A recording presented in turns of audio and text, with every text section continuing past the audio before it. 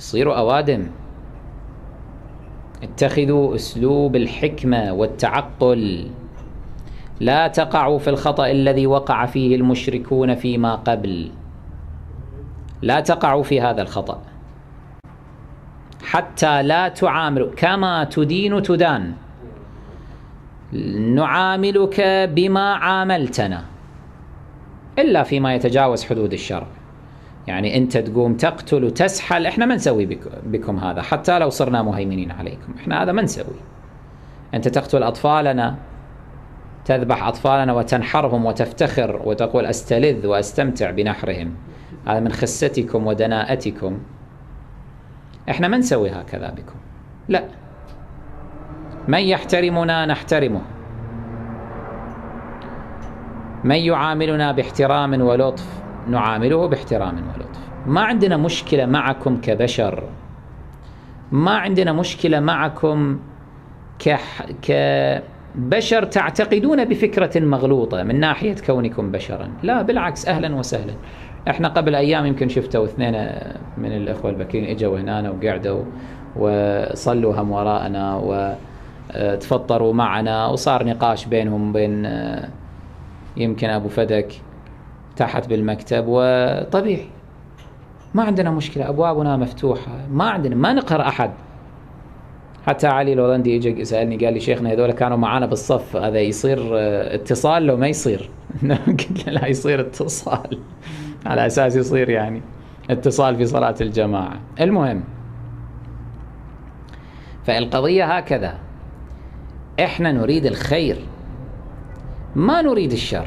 احنا بس نقول يا قوم، احنا شوف، احنا طلباتنا هذه تنحصر او تتمحور في هذا الامر. طلب رسول الله صلى الله عليه وآله لما قال المشرك دعوني، بس دعوني، خلوني أتكلم، أدعو لديني. تقول لي لا هذا يؤذي مشاعرنا، لا تسفه آلهتنا كذا، لا، لازم هذا تتقبله، لازم تتعايش وياه. احنا عندنا وجهة نظر تجاه عائشة مثلا، عندنا وجهة نظر تجاه معاوية، تجاه أبي بكر، تجاه عمر. انت لازم تتقبل، لازم تصير مرن، تقبل ورد الحجة هذه، مو مشكلة، ردها وقول لا هذا غلط ومو صحيح، ودافع عن عائشة ودافع عن أبي بكر وكذا. أما لا تحمل سيفا، لا تطلق الرصاص، لا تقهر أحدا على شيء، خليه حر، خليه يعبر كما يشاء. يعقد جلسة علم في إحدى اسطوانات المسجد النبوي الشريف، أنا أروح هناك أجلس في المسجد النبوي الشريف، جلسة عند هذه الاسطوانة، حولي هم جماعة، خلي يسمعون ماذا لدينا من أوراق بحثية، أدرس وأحاضر زين، وأعلم وأقدم قراءتي وأقدم أوراقي، وبعدين نفتح النقاش وانتوا هم حضروا، وخلي يصير جدل ونقاش، وإن شاء الله يصير صياح. طبعا مو عند ضريح النبي الأكرم صلى الله عليه وآله، ما يجوز رفع الصوت هناك، لا، نقول في إحدى الاسطوانات مثلا في مكان على ما هو المعهود في أوساط المسلمين ومجالسهم العلمية والبحثية في المساجد، نتكلم، وبعد ما نخلص ونتناقش ونتصايح، وإن شاء الله يصير اللي يصير، وحتى لو نتخاصم إلى هذا الحد ونوقف. بعدين نروح كل واحد يروح إلى بيته، أروح أنا إلى بيتنا في المدينة المنورة إن شاء الله، وهناك أروح وأتسحر وأقوم ثاني يوم ما كل شيء ماكو علي، لا يجيني الأمن على الباب يضرب الباب ويعتقلني، ولا يجوني جماعة متجمهرين ويقولون سباب الصحابة وما سباب الصحابة، وبعدين قتل وذبح وسحل إلى آخره، ولا إطلاق نار ولا رفع سيف ولا نحر ولا ذبح بس. وإحنا ما نروح نسوي نفس الشيء بكم، نرجع ثاني يوم نكمل ماذا؟ نقاشنا ونكمل جدالنا، جدال بالتي هي أحسن، هذه بالتي هي أحسن.